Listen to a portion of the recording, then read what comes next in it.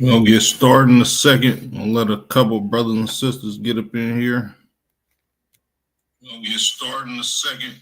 It's like, yeah.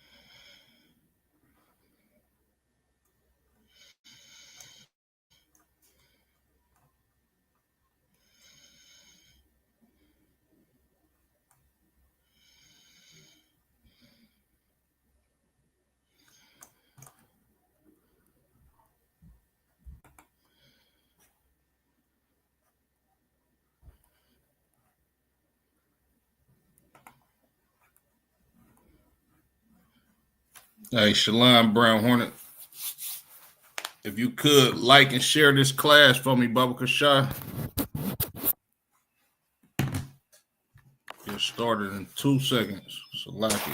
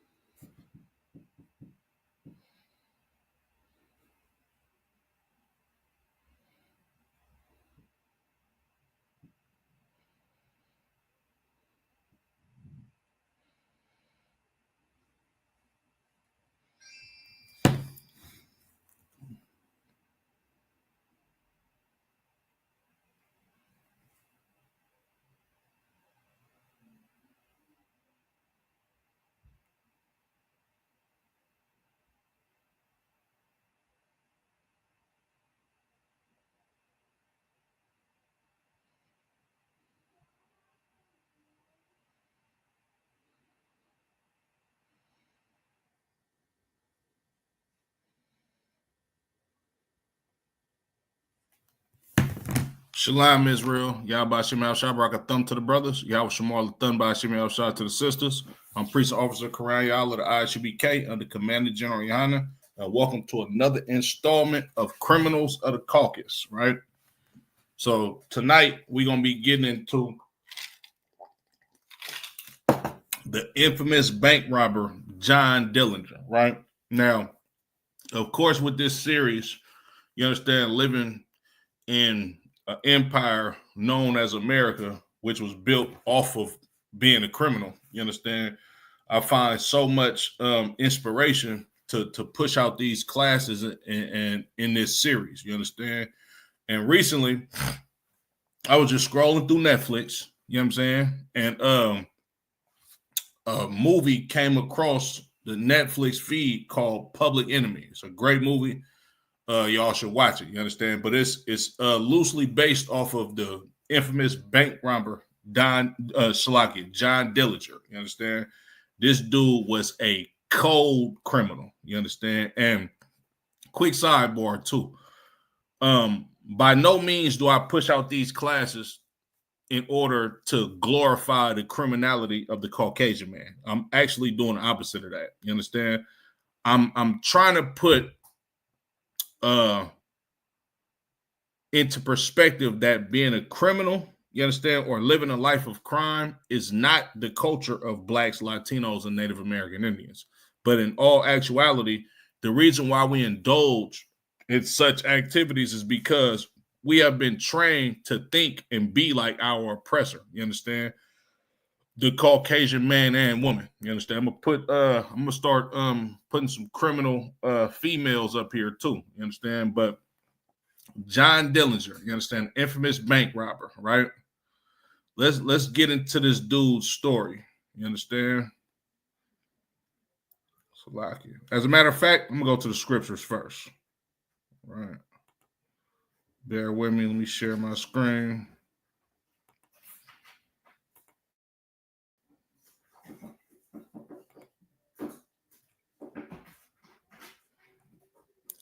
We're going to go to the book of Proverbs, chapter 3 and verse 31. You understand? This is one of the milk scriptures that we teach in the UPK, right?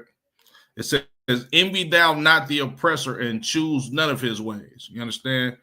To be a robber, a thief, you understand? And somebody who takes from people, that's the ways of our oppressor. You understand? That's how he got into power. That's how he became, you understand, a superpower on planet Earth. By robbing, you understand, by stealing, by being a goddamn dirty, stinking thief. You understand? And Black, Latino, and Native American Indian men, we have erred, you understand, in envying the oppressor and glorifying his ways. This is why you got brothers that want to be known as the greatest scammer. You understand? This is why you got brothers that go to prison for years for armed robbery, you understand, or for burglary, you understand? Well, the biggest armed robber and the biggest burglar is the Caucasian man. That's how he lives. You understand? Now, that's how he eats.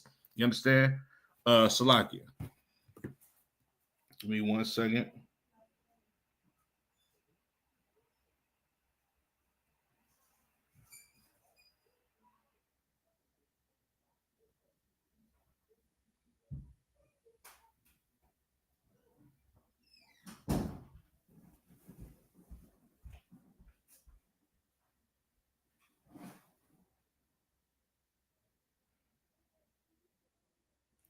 Yeah, Salaki. But that's how the Caucasian man eats.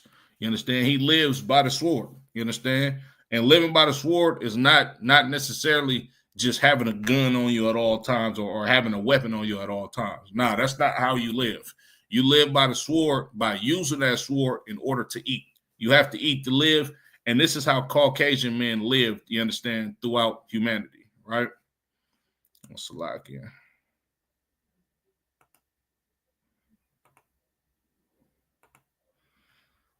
Let's go to the Wikipedia search for John Dillinger. You understand?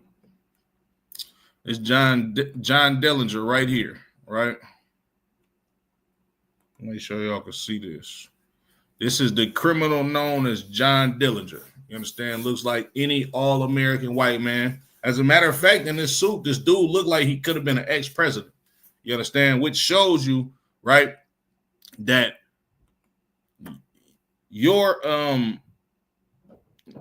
so-called politicians, you understand, the people in the White House, the people in Congress, the ones who are the lawmakers in this empire, they know different than John Dillinger. You understand? John Dillinger, he could have chose to be a politician, you understand? And looking at his face, he looks no different than Donald Trump. He looks no different than George Washington. You understand? He looks no different than Ronald Reagan, right? And the reason why is because they all family members, but they all criminals. You understand? This dude, of course, in the UPK, you understand? We understand that the white man is the devil that the Bible speaks of, and he's the greatest criminal on planet Earth. But if John Dillinger would have never took the road of being a bank robber, you understand? And you seeing this picture of John Dillinger, this looks like your everyday politician. This looks like your everyday congressman. You understand? This looks like a president of the United States, right? But Salakia. Oh, that's somebody else. Excuse me.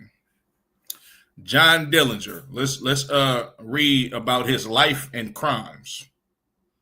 All right. Salakia says John Herbert Dillinger, born June 22nd, 1903, and died July 22nd, 1934, was an American gangster during the Great Depression. You understand? Now, keep in mind, he was a gangster during the Great Depression, right? The Great Depression was a point of time in America where Caucasians was doing bad in America. You understand? The 1930s, you understand, and the roaring 20s, these were some of the most prolific times for so-called blacks in America. You understand? During the 1930s, this is around the time where you had places like Black Wall Street, you understand, where black people were thriving. We had our own businesses, you understand, and we had our own, black metropolises all over America, you understand? But during the Great Depression, you had people like John Dillinger, Babyface Nelson, you understand, Pretty Boy Floyd, which was all white boys that was criminals, you understand? And the reason being is because these white dudes, they have no skills, you understand? As a matter of fact, the Lord blessed them with the sword, you understand? Salakia, let me read that real quick in the book of Genesis. Right, Genesis 27, I believe.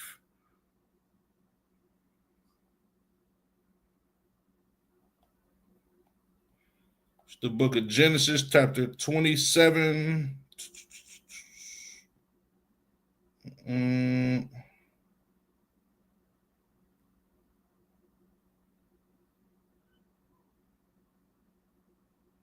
This is the book of Genesis, chapter 27 and verse 40. And by the sword shalt thou live, and shalt serve thy brother. You understand? This is how Caucasian men are going to live, because the Lord has blessed them with the sword. You understand? And this is how they was able to conquer all of these different countries all over the planet Earth, put their names on it, put their stamp on it, and live deliciously in all of these great empires as of today. You understand? Doing the same thing that John Dillinger did.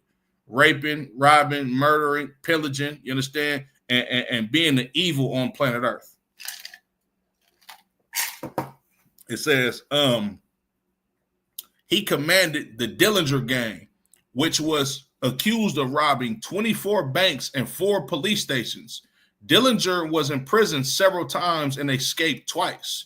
He was charged with, but not convicted of, the murder of an East Chicago, Indiana police officer who shot Dillinger in his bulletproof vest during the shootout. It was the only time Dillinger was charged with homicide. You understand? And it's crazy too, because John Dillinger, like, they wasn't just robbing banks. You understand? These dudes was unaliving people. You understand? Like, if you put up a fight against the Dillinger gang, you understand, headed by John Dillinger, you understand, and other devils like Babyface Nelson, you understand, they would unalive you. You understand? Hey, Most High in Christ, Uraga, bro. Yabba Shemal Shabrakatah. The water for tapping in. You understand? But these dudes would unalive you, right? If you came up against them trying to take from these banks. And these dudes wasn't just, and then you got to think about it, right? This is the 1930s that we talking about. This dude, John Dillinger, him and his gang would run in a bank and relieve the bank of upwards of $100,000 in the 1930s. Matter of fact, Salakia, let me see how much that is today. How much is $100,000 in 1934 worth in today's money? That's about $2.3 million. You understand? Essentially, they was millionaires off of robbing banks. You understand? This is how Caucasian men live. You understand? And they the best to ever do it. Like, we like to glorify black criminals in our community, you understand? And they only receive, you understand? Right, that is Dillinger. Yeah, that's him. You understand? We like to glorify these criminals in the black community, you understand, for having a small run, you understand, in their criminality, because we dumb criminals, because this not our culture. You understand? We learned how to be a criminal from the Caucasian man who is an expert at being a criminal. You understand? Salakia says Dillinger courted publicity, meaning Dillinger loved he loved to be viewed in the public eye. You understand? He craved what's the word I'm looking for? Dillinger, like in his own mind, he essentially was like a star to the community. You understand? He loved to be revered and reverenced as somebody that was great when he was nothing more than a bank robber. You understand? He wanted the common folk people to look at him like he was a great person, right? The media printed exaggerated accounts of his bravado and colorful personality and described him as a Robin Hood type figure. In response, J. Edgar Hoover, director of the Bureau of Investigations, which is the FBI, used Dillinger as justification to involve the BOA into the Federal Bureau of Investigations. Oh, so Salaki, you had a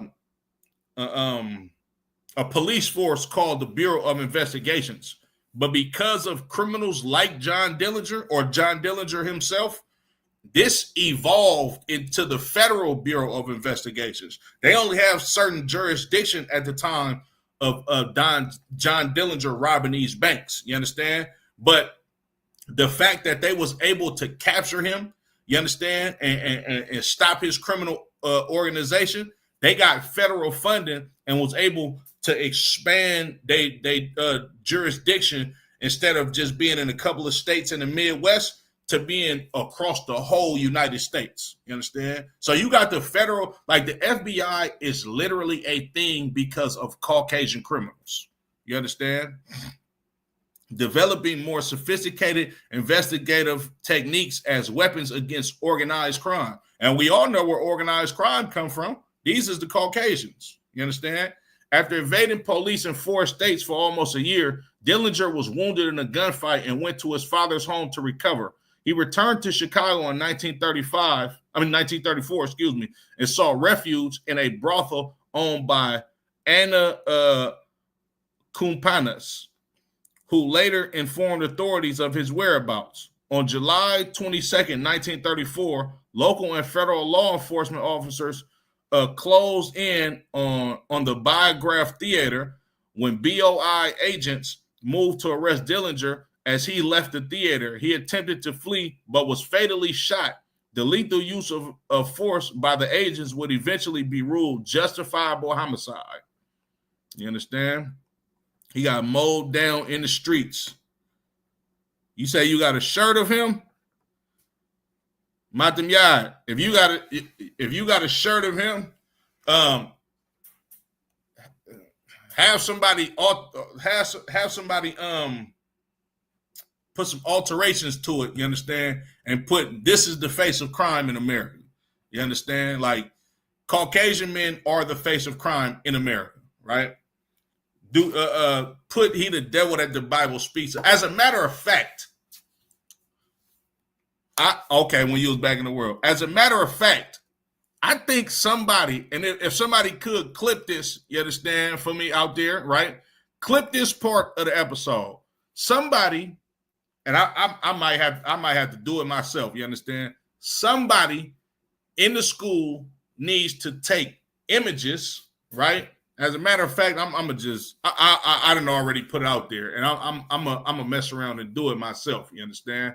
But Somebody needs to take images of all of these Caucasians, you understand, who was criminals in this empire, right? Yeah, I got to do it myself.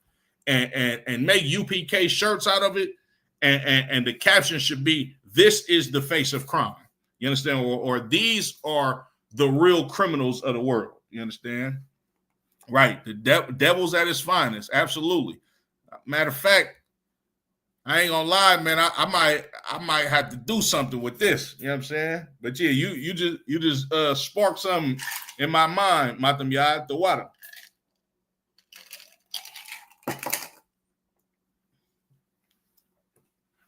Now let's get into his life. You understand?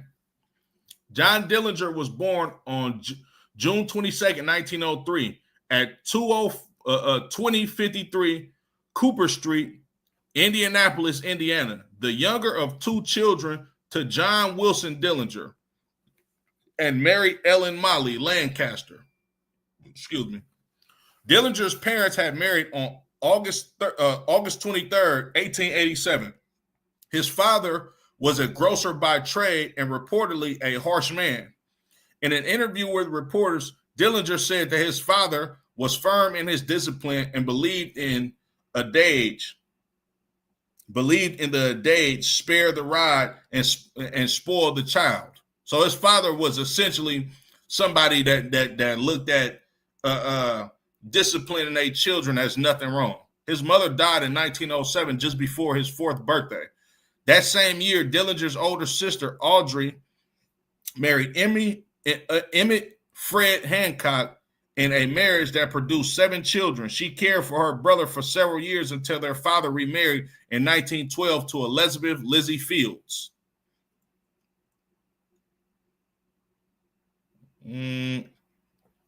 As a teenager, Dillinger was frequently in trouble for fighting and petty theft. This dude was a criminal when he was a teenager.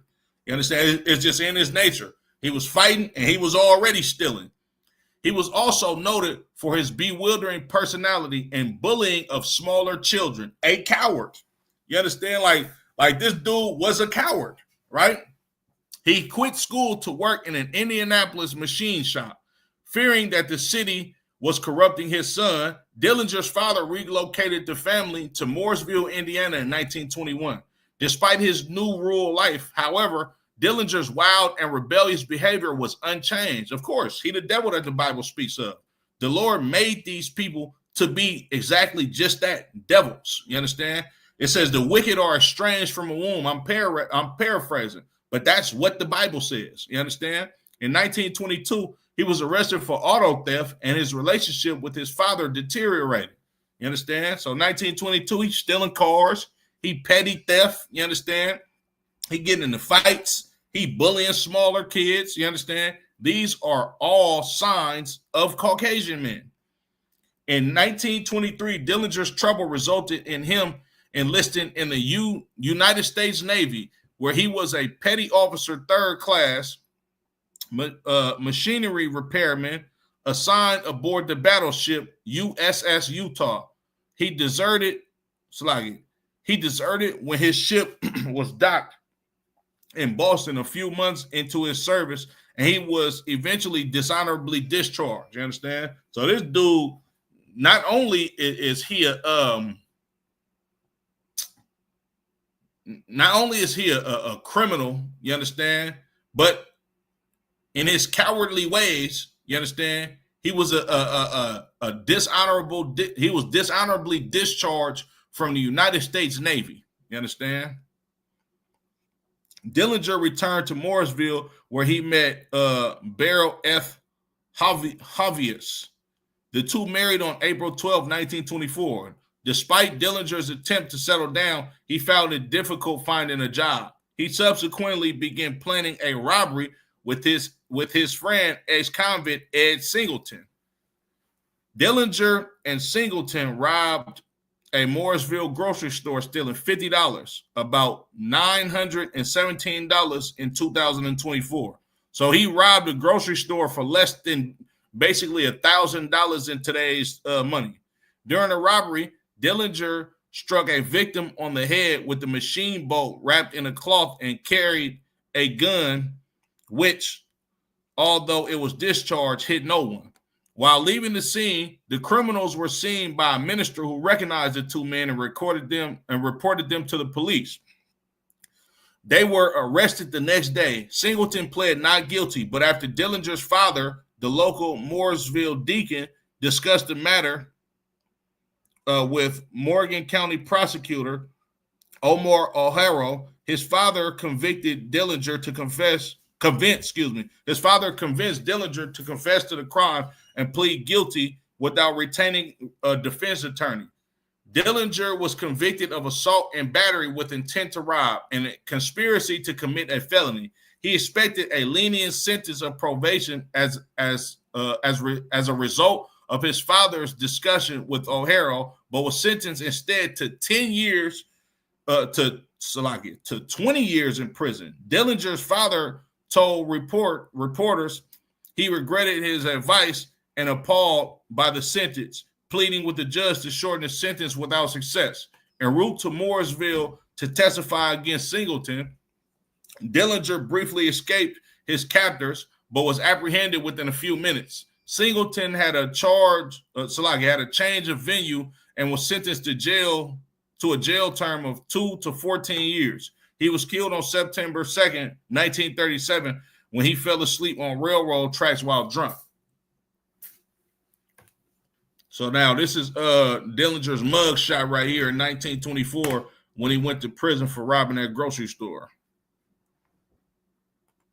Okay, reading on.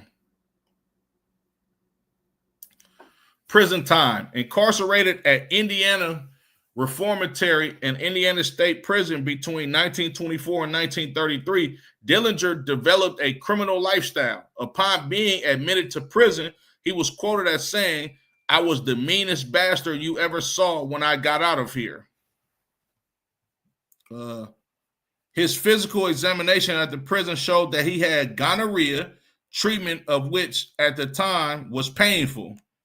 He became resentful against society because of his long prison sentence and befriended other criminals, including seasoned bank robbers, Harry Pierpont, Charles Mackley, Russell Clark, and Homer Van Meter, who taught Dillinger how to be a successful criminal. The men planned heists that they would commit soon after they were released. Dillinger also studied Herman Lamb's meticulous bank robbing system and used it extensively throughout his criminal career. Reading on. Dillinger's father began a public campaign to have him released and was able to obtain 188 signatures on a petition. On May 10, 1933, after serving 9.5 years, Dillinger was paroled. Released at the height of the Great Depression, Dillinger, with little prospect of finding employment, immediately returned to crime.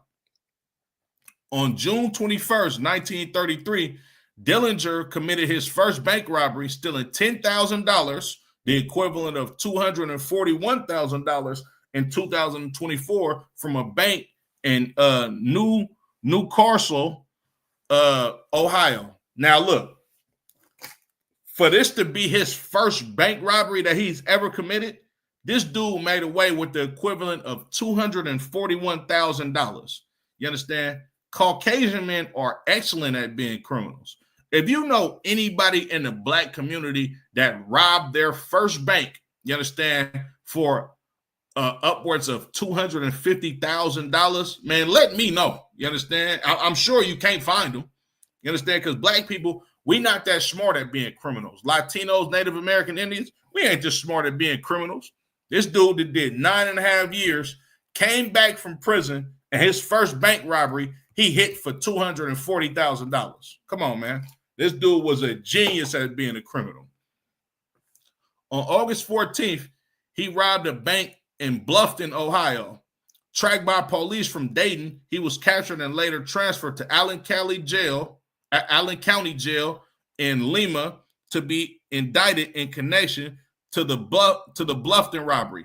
After searching him before putting him into the prison, the police discovered a document which appeared to be a prison escape plan. They demanded Dillinger tell them what the document meant, but he refused. Earlier, Dillinger had helped conceive a plan to enable the escape of Pierpont, Clark, and 6 other prison acquaintances. He had 4 friends smuggle guns in their cells, which they used to escape 4 days after Dillinger's capture. The group that formed up, known as the First Dillinger Gang, consisted of Pierpont, Clark, Mackley, Ed, Schaus, Harry Copeland, and John Red Hamilton, a member of the Herman Lamb Gang. Pierpont, Clark, and Mackley arrived in Lima on October 12, 1933, where they impersonated Indiana State police officers, claiming they had come to extradite Dillinger to Indiana. When the staff, Jess Sarber, asked for their credentials, Pierpont shot Sarber dead, then released Dillinger from his house. The 4 men escaped back to Indiana, where they joined the rest of the gang. Come on, man. Like, these dudes was ruthless. John Dillinger get captured 4 days later. They already got a plan to break him out of jail, as well as a couple of his other associates. And they were successful in doing that and unalived one of the prison guards. Right? Bank robberies. Dillinger is known to have participated with the Dillinger Gang in 12 separate bank robberies between June 21st, 1933 and June 30th, 1934. So this dude went on one for about a year and robbed about 12 banks. Evelyn Billy Frechette met Dillinger in October 1933, and they began a relationship the following month. After Dillinger's death, Billy was offered money for her story and wrote a memoir for the Chicago Herald and Examiner in 1934. Escape from Crown Point, Indiana. On January 25th, 1934, Dillinger and his gang were captured in Tucson, Arizona. Dillinger was extradited to Indiana and escorted back by Matt Leach, the chief of Indiana State Police. And when you watch that movie, Public Enemy or Public Enemies, I believe it's called, it's highlighting a lot of these historical events that happened during the crimes of John Dillinger. You understand? Right. It says Esau always trying to do some damage. Nah, they ain't always trying. They always doing damage. You understand? Salakia. It says Dillinger was extradited to Indiana and escorted back by Matt Leach, the chief of Indiana State Police. He was taken to Lake County Jail in Crown Point, Indiana, and jailed for charges for the murder of a policeman who was killed during the Dillinger Gang bank robbery in East Chicago on January 15th, 1934.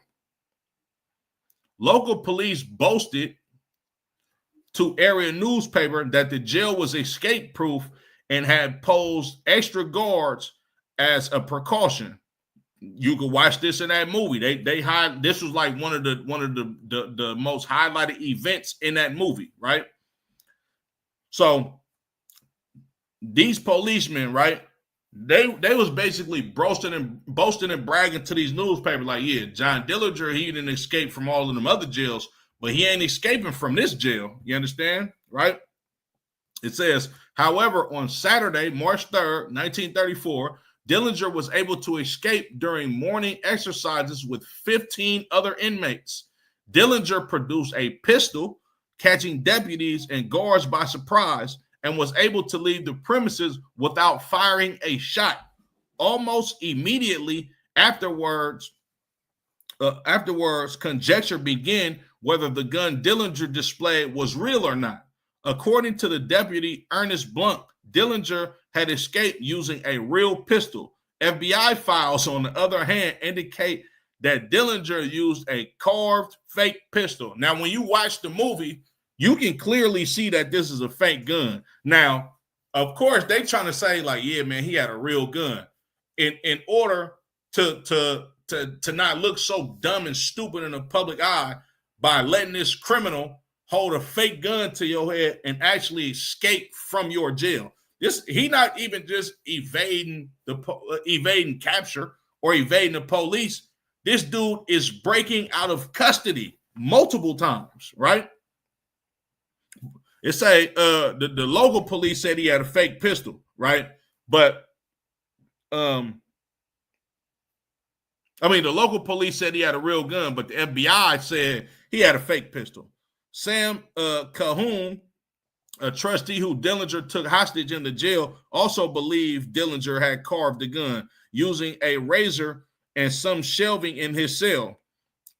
In another vision, according to an unpublished interview with Dillinger's attorney, Louis Paquette, investigator Art O'Leary claimed to have snuck the gun in himself.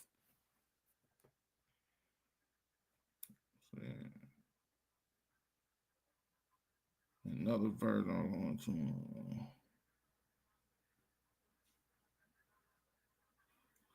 Yeah, so I'm guessing let me see. I'm gonna read that again. In another version, according to an unpublished interview with Dillinger's attorney, investigator Art O'Leary claimed to have snuck the gun in himself. And this is an unpublished interview. I believe he did all of that with a fake gun.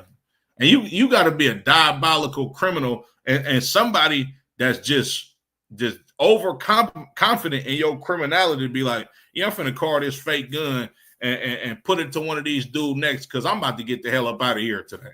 You understand? That's the pride of the white man. On March 16th, Herbert Youngblood, who escaped from Crown Point alongside Dillinger, was shot dead by police in Port Huron, Michigan. Deputy Sheriff Charles Kavanaugh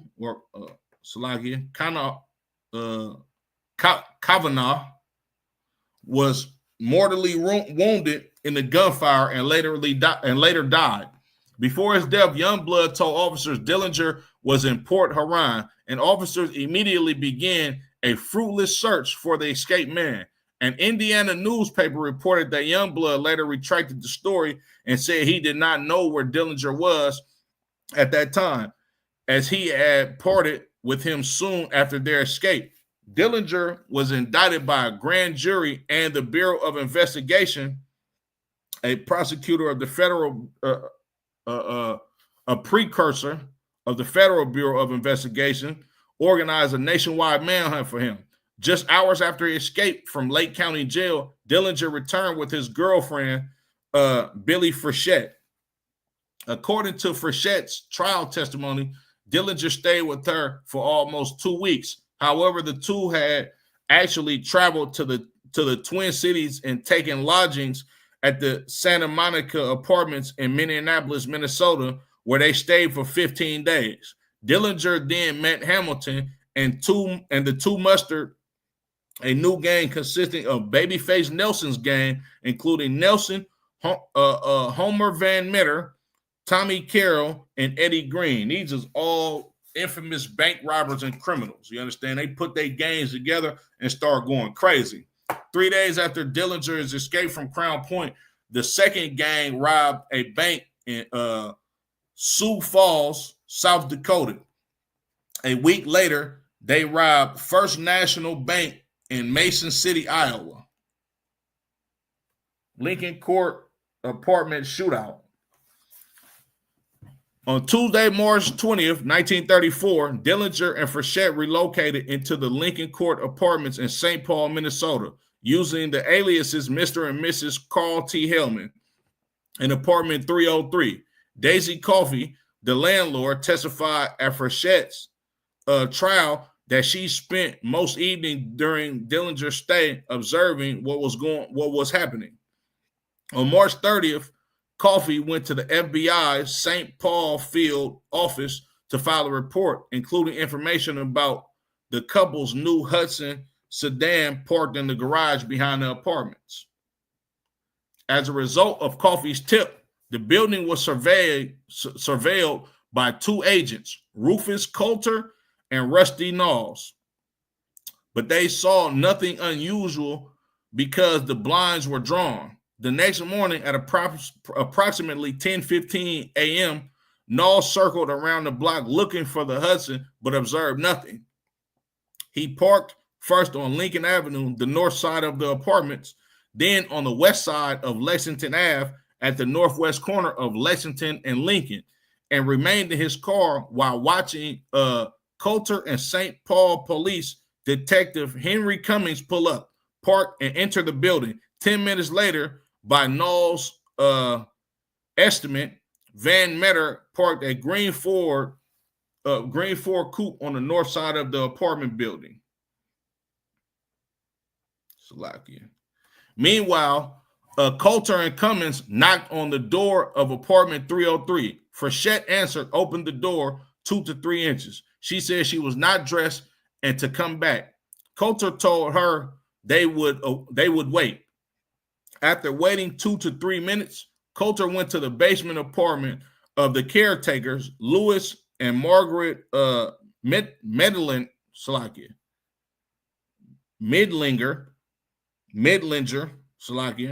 and asked to use the telephone to call the bureau. He quickly returned to Cummings, and the two of them waited for Frechette to open the door.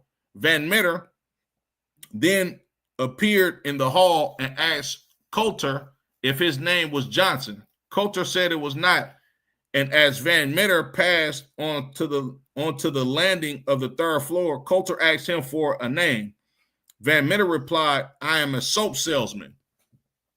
Asked where his samples were, Van Meter said they were in his car. Coulter asked if he had any credentials. Van Meter said no. Continued down the stairs. Coulter waited 10 to 20 seconds, then followed Van Meter. As Coulter reached the lobby on the ground floor, Van Meter began shooting at him. Coulter hastily fled outside, chased by Van Meter. Van Meter ran back into the front entrance. Recognizing Van Meter, Knowles pointed out the Ford to Coulter and told him to disable it. Coulter shot out the rear left tire. While Coulter stayed with Van Metter's Ford, Knowles went to the corner drugstore and telephoned the local police, then the Bureau's St. Paul office, but could not get through because both lines were busy. Van Meter, meanwhile, escaped by hopping on a passing coat truck. Frechette, in her harboring trial testimony, said that she told Dillinger that the police had shown up after speaking to Cummings. Upon hearing Van Meter fired at Coulter, Dillinger began shooting through the door with a Thompson submachine gun, sending Cummings scrambling for cover. Dillinger then stepped out and fired another burst at Cummings. Cummings shot back with a revolver, but quickly ran out of ammunition. He hit Dillinger in the left calf with one of his 5 shots. He then hastily retreated down the stairs to the front entrance. Once Cummings retreated, Dillinger and Frechette hurried down the stairs, exited through the back door, and drove away in the Hudson. They were like, John Dillinger was really thugging. You understand? He was really what do you say? Slovakia, you ever seen the Hollywood Shout based on true events? Nah, I haven't seen it. Matamiyad. Slovakia, let me keep going. Aftermath. After the shootout, Dillinger and Frechette drove to Eddie Green's apartment in Minneapolis. Green telephoned his associate, Dr. Clayton E. May, at his office at 712 Masonic Temple in downtown Minneapolis. It says still extant. I believe that means it still exists to this day. With Green, his wife Beth, and Frechette following in Green's car, the doctor drove Dillinger to an apartment belonging to Augusta Salt, who had been providing nursing services and a bed for May's illicit patients, whom he could not risk seeing at the regular office for several years. May treated Dillinger's wound with antiseptics. Green visited Dillinger on Monday, April 2nd, just hours before Green was mortally wounded by the Bureau in St. Paul. Dillinger convulsed convalesced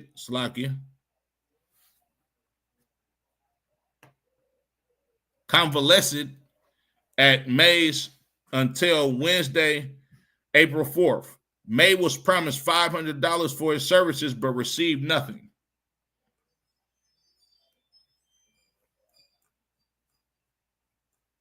Slovakia. Let's get some more.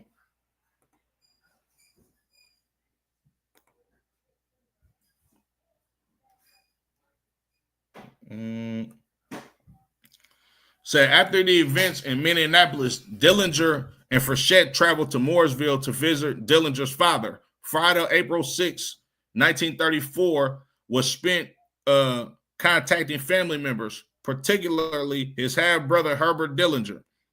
On April 6, Herbert and Dillinger left Mooresville at about 8 p.m. and proceeded to Leipzig, Ohio, approximately 210 miles away, to see Joseph and Lena Pierpont, parents of Prohibition-era gangster Harry Pierpont.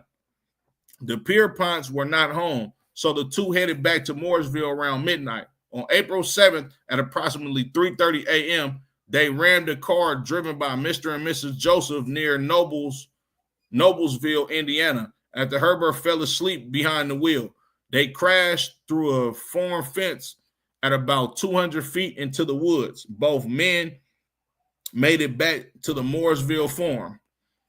Swarms of police showed up at the accident scene within hours. Found in the car were maps, a machine gun magazine, a length of rope, and a bullwhip. According to Herbert, his brother planned to pay a visit with the bullwhip to his former one-armed shyster lawyer at Crown Point, Joseph Ryan, who had run off with his retainer after being replaced by Louis Paquette. At about 10:30 a.m. on April 7th, Billy, Herbert, and Herbert's wife purchased a black four-door Ford V8 registered in the name of Mr. Fred Pennifield, Billy Frechette. At 2:30 p.m., Billy and Herbert picked up the V8 and returned to Mooresville. Now, keep in mind, this car, this Ford V8, this is the 1930s. The V8 engine is new. You understand? This is like the fastest thing on the streets at this time. But keep in mind that Ford produces this V8 because I'm gonna try to find the actual letter that John Dillinger actually wrote to Henry Ford, thanking him for making this Ford V8. You understand? Because he was successful at escaping the police because this car was so fast at that time. On Sunday, April 8th, the Dillingers enjoyed a family picnic while the FBI had the farm under surveillance nearby. Later in the afternoon, suspecting they were being watched, agents J.L. Girardi and T.J. Donegan were cruising in the vicinity in their car. The group left in separate cars. Billy drove the new Ford V8 with two of Dillinger's nieces, Mary Hancock in the front seat and Alberta Hancock in the back. Dillinger was on the floor of the car. He was later seen but not recognized by Donegan and Girardi. Eventually, Norman, driving the V8, proceeded with Dillinger and Billy to Chicago, where they separated from Norman. The next afternoon, Monday, April 9th, Dillinger had an appointment at a tavern at 416 North State Street. Sensing trouble, Billy went in first. She was promptly arrested by agents, but refused to reveal Dillinger's whereabouts. Dillinger was waiting in his car outside the tavern and drove off unnoticed. The two never saw each other again.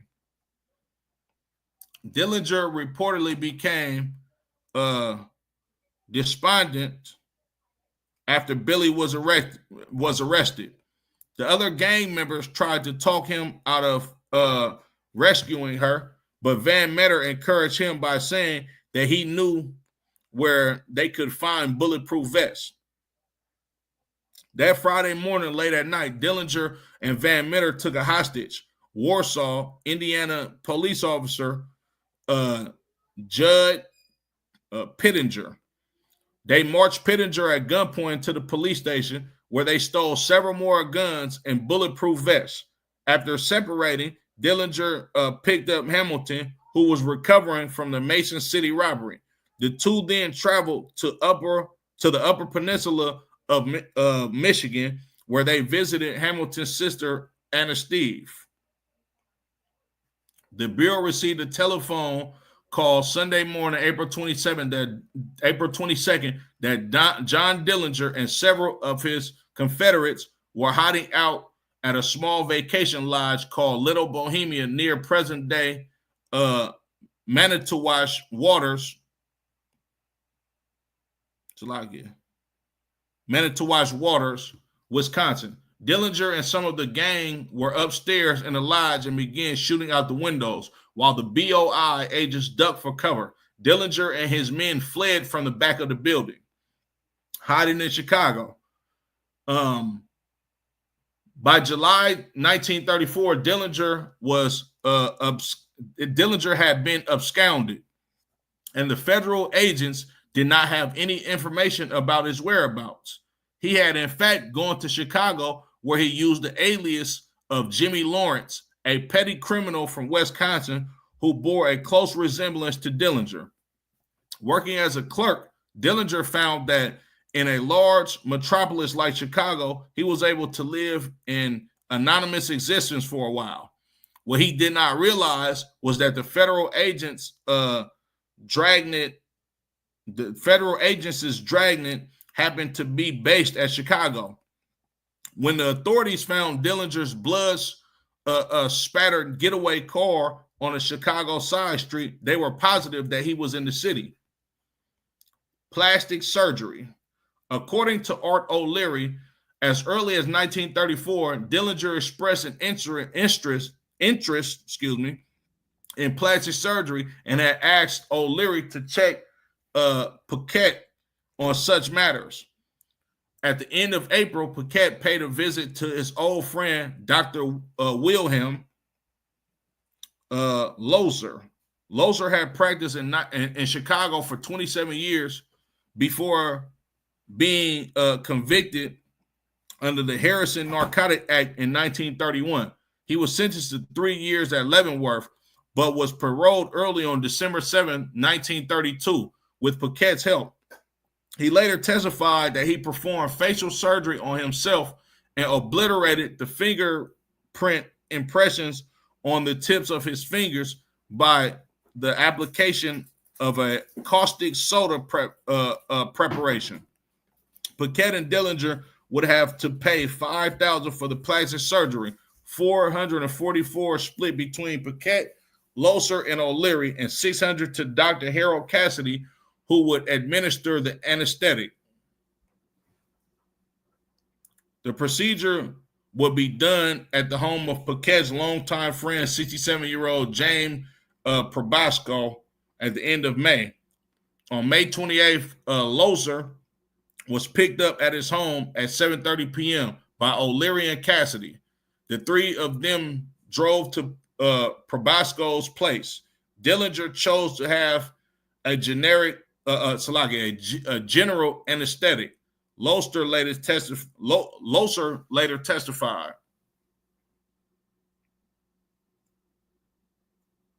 Yeah, so I ain't gonna get into all of the specifics of his plastic surgery, but this dude was trying hard, you understand, to not be apprehended by the police and going to such drastic measures as getting plastic surgery. You understand? Let me get to a couple of key highlighted points, and then I'm gonna go to the scriptures and I'm gonna end it.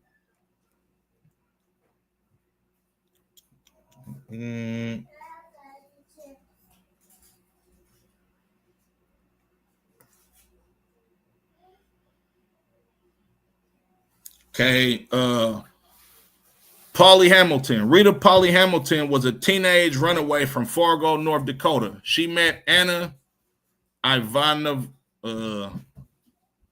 Ivanova Akilova, Anna Kupanis, aka Anna Sage, and Gary, Indiana, and worked periodically as a prostitute in Anna's brothel until marrying Gary police officer Roy O'Keel in 1929. They divorced in 1933. So this woman that we're reading about right now is the lady that actually ran the brothel that John Dillinger used to frequent. In 1934, the now 26-year-old Hamilton was a waitress in Chicago at the S&S sandwich shop located at 1209 and a half Wilson Avenue. She had remained friends with Sage and was sharing living space with Sage and Sage's 24-year-old son, Steve, at 2858 Clark Street. Dillinger and Hamilton, a Billy Frechette lookalike, met in June 1934 at the Barrel Fun nightclub located at 4541 Wilson Ave. Dillinger introduced himself as Jimmy Lawrence and said he was a clerk at the Board of Trade. They dated until Dillinger's death at the Biograph Theater in 1934. Right? Oh, Salaki. Excuse me. Rita Hamilton is Salaki is a girl that worked at the brothel that Dillinger used to frequent. You understand? So she's not the woman that owned the brothel, but she was a girl that worked at the brothel, which Dillinger ended up meeting later on, and he ended up having a relationship with her, right? Betrayal. Divisions of investigators, Chief J. Edgar Hoover created a special task force headquartered in Chicago to locate Dillinger. So they was on John Dillinger. He was doing too much, you know what I'm saying? And they made a special task force in order to capture him, right? On July 21st, Anna Kumpanis, a madam from a brothel in Gary, Indiana. This is the woman that owns that brothel that John Dillinger used to frequent. You understand? She know John Dillinger. She got a personal relationship with him because he come to her brothel all the time, right? Also known as the Woman in Red, contacted the FBI. She was a Romanian immigrant threatened with deportation for low morale character and offer agents information on John Dillinger in exchange for their help in preventing her deportation. So basically, she caught a case for being a madam, you understand, or a female pimp, essentially, right? And in order for her not to be deported back to Romania, you understand, she offered up information on John Dillinger. So essentially, she was a snitch. She told on John Dillinger, right? And if you got any young brothers and sisters out there that's watching these classes, you understand, especially this criminal or the Caucasus series, understand this. Stay far away from crime. Stay far away from gangs, you understand? There ain't no honor amongst thieves at all, you understand? A person that you confide in and put your trust in that's in the criminal underworld with you, they going to be the ones that turn over on you. You understand? Whether it's male or female, right?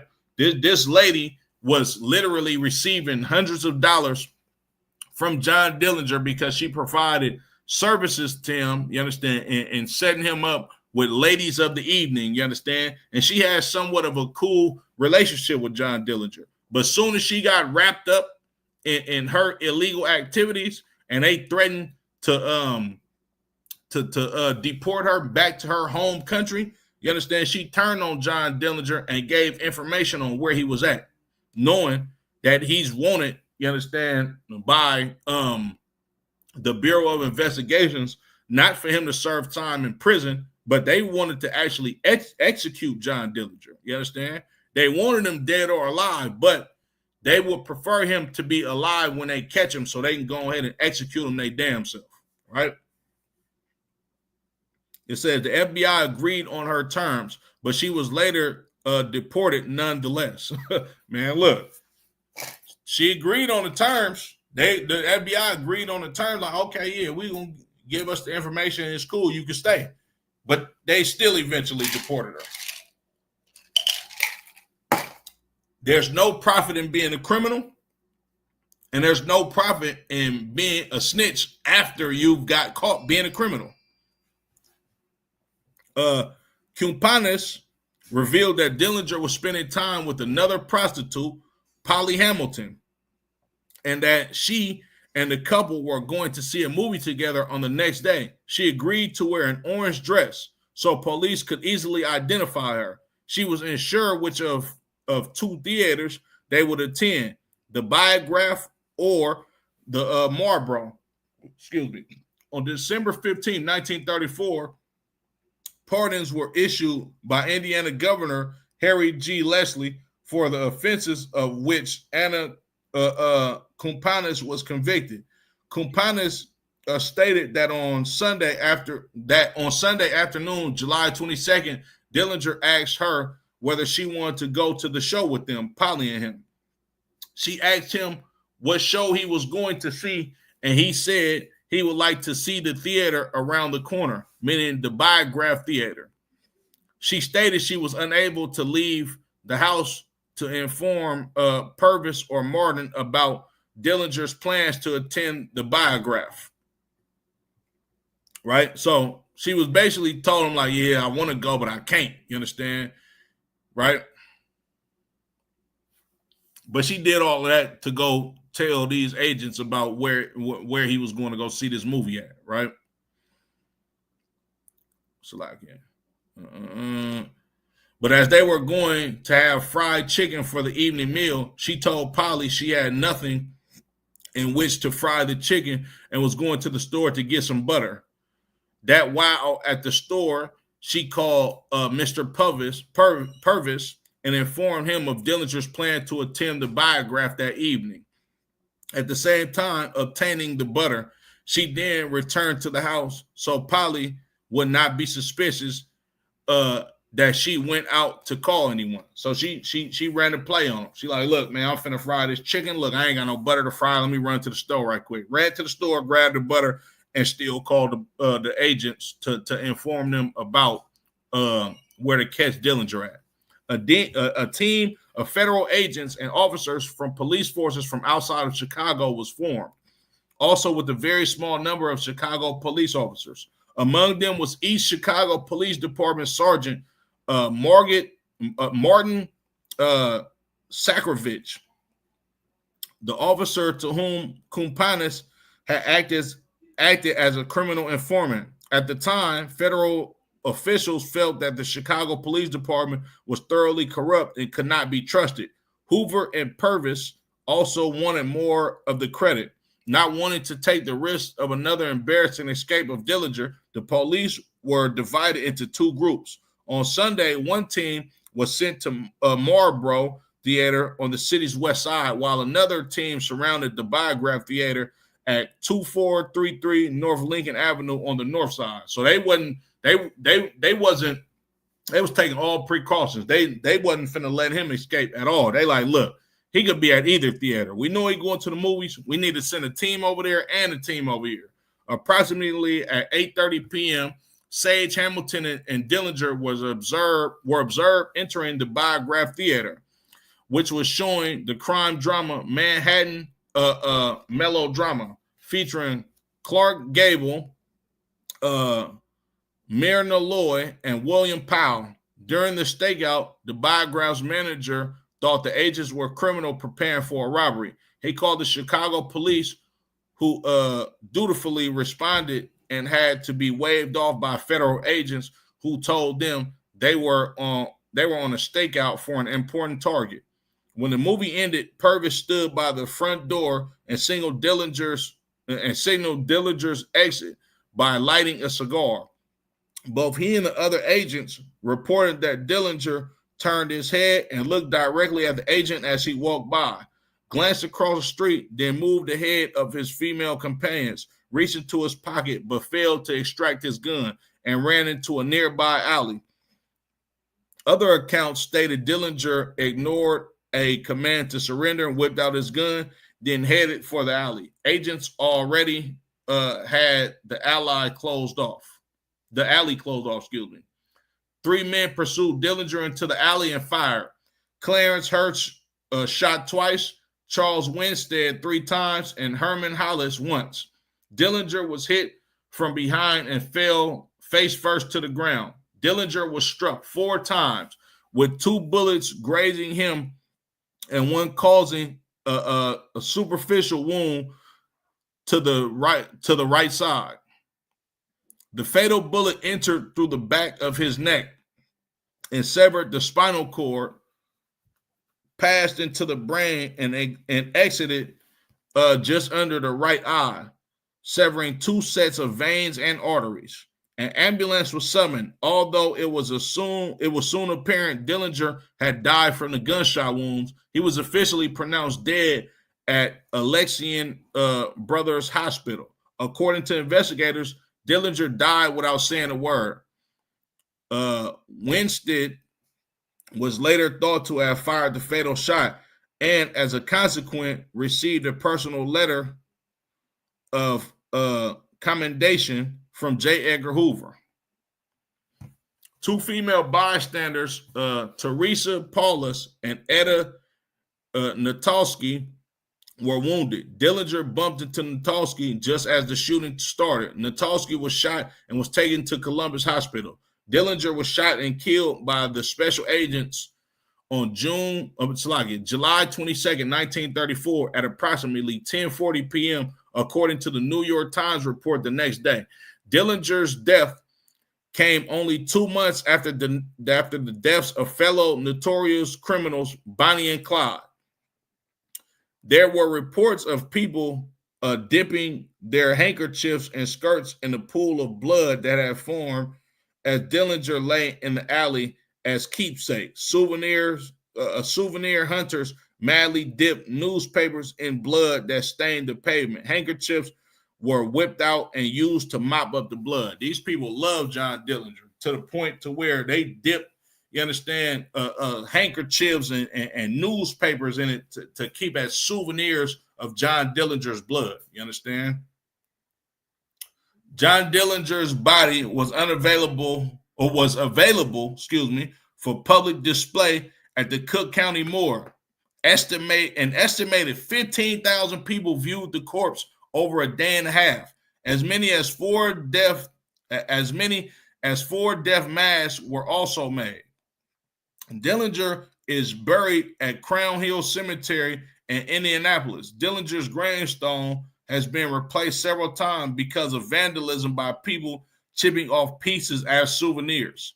Hilton Crouch, 1903 to 1976, an associate of Dillinger's on some early heist, is buried only a few yards to the west. Salakia. And you got a couple of lists of books.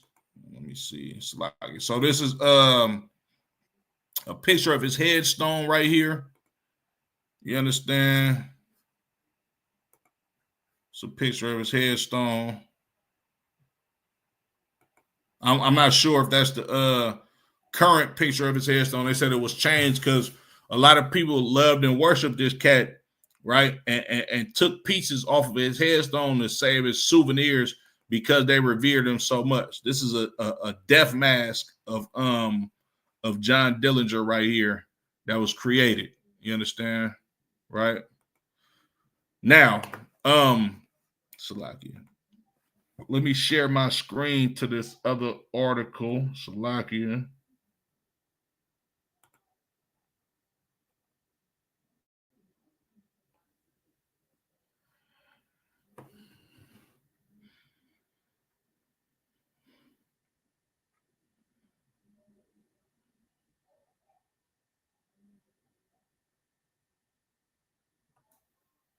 Okay, so I mentioned the Ford V8 at that time.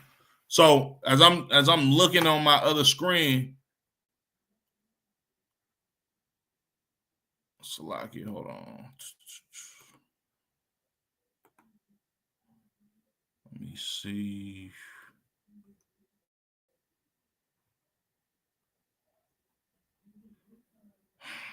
Man, they is not letting me look at this. They keep going off. Hold on. Let me see if I can oh hell no, I ain't doing all that.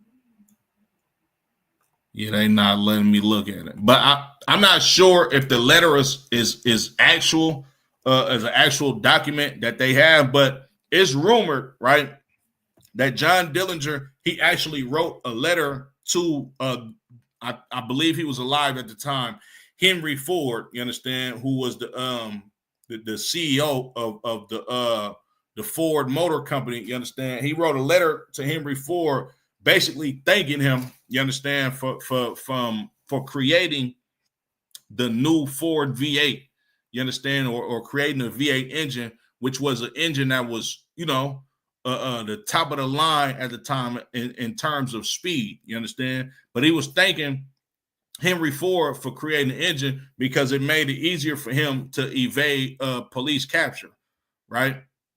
So Salakia. Let me get a couple of scripts on it.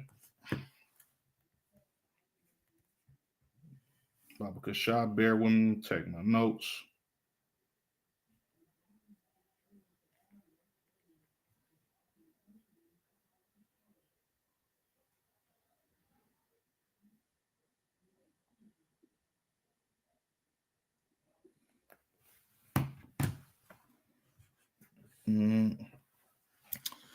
Let's go to Book of Exodus, chapter 20 and verse 15.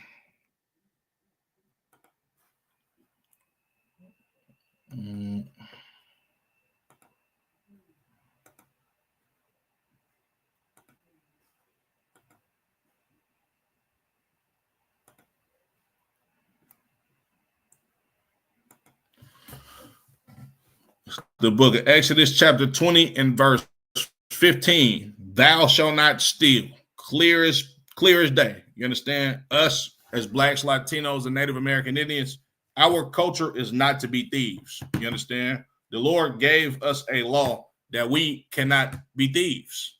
You understand? Like to be a bank robber or to be a scammer, that's a part of their culture. You understand? Let them people have a culture. You understand? Let the Caucasian man bask in his glory of being a criminal, because that's his lifestyle. That's what the Lord gave to him, right? That's how he receives his glory, and that's how he received his power on planet Earth. As far as blacks, Latinos, and Native American Indians are concerned, we're supposed to steer away from all of these other nations' culture and what makes them or what gives them an identity, right? It's the book of Leviticus chapter 19 and verse 11. Ye shall not steal, neither deal falsely, neither lie one to another. You understand? Right? We ain't supposed to be thieves, and we're not supposed to deal falsely. Like, this is talking about being a thief and a scammer. You understand? And not lying to each other. This compasses both of these laws, right? Being a thief, right? Dealing falsely and being a liar, all of this goes hand in hand. And this was the type of cat that John Dillinger was, right? You go to Ephesians chapter 4 and verse 28.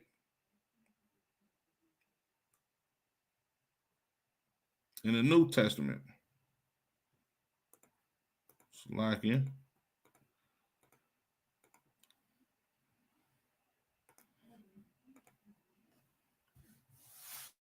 This book of Ephesians chapter 4 and verse 28. Let him that stole steal no more. You understand? Right? Now, of course, us not knowing our culture, not knowing our identity, we used to be thieves. We thought it was right to live how America has taught us to live. Well, the New Testament said, let him that stole steal no more. You understand? Like, if you used to be a thief, cut it out. Repent from it. If you used to look up and glorify people like John Dillinger, get away from that. That's not our culture as a people. Let them Caucasian people look up to their own gangsters. Let little Jimmy want to be like John Dillinger or Lucky Luciano, right? Let them want to do that, right? Let our young brothers and sisters look up to priests and prophets of the Lord and aspire to be righteous brothers and sisters. But rather let him labor, working with his hands, the thing which is good, that he may have to give to him that needeth. That's what we're supposed to do as Blacks, Latinos, and Native American Indians. You're not supposed to be a bank robber or a criminal or the greatest scammer, excuse me. We're supposed to work with our hands and make an honest living, right? John Dillinger, he did 9.5 years in prison. And when he came home from jail, he had no plans of getting a damn job. He went immediately back to being a criminal and robbed a bank for his first time and made away with the equivalent of $240,000 in today's money.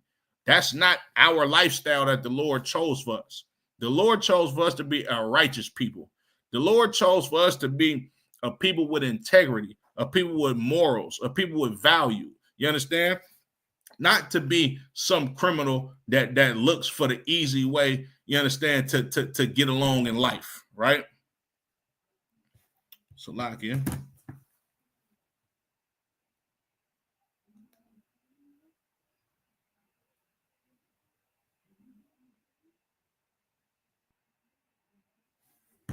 Go to Proverbs 29 and 24.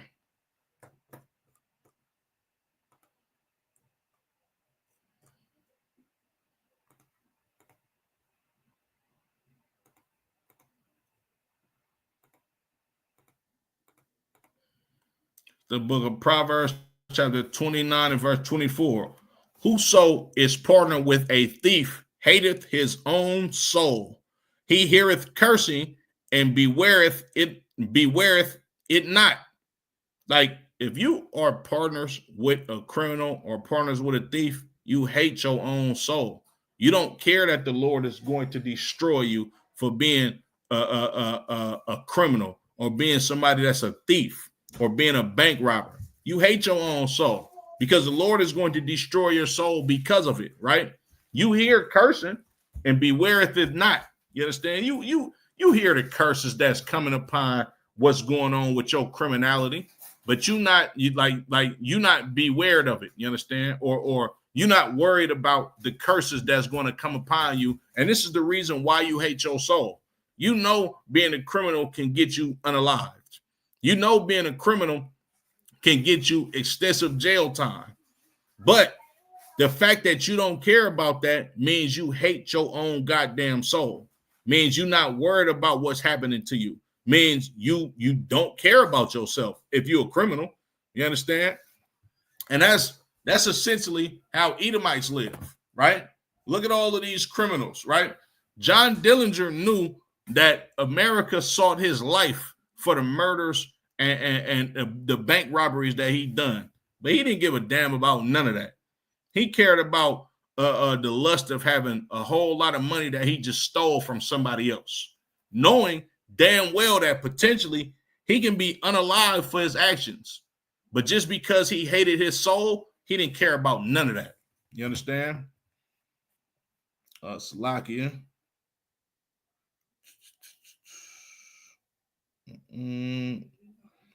Go to Deuteronomy 5 and 19.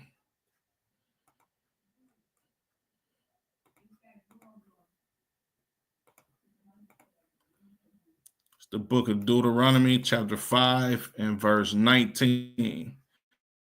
Neither shalt thou steal. Clear as day. Clear cut. You understand?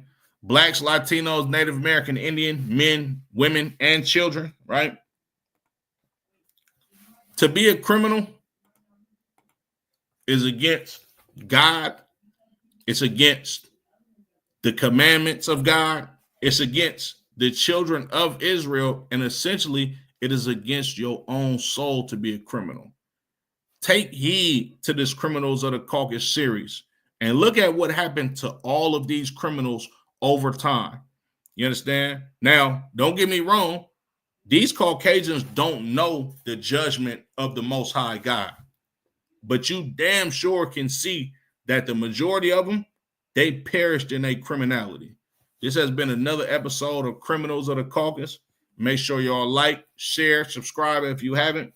Y'all by Shimmy Al-Shabrak, a thumb to the brothers. Y'all Shamal a thumb by Shimmy Al-Shah to the sisters. Blacks, Latinos, and Native American Indians, stop being criminals. Get that white man back his culture and embrace yours. Shalom.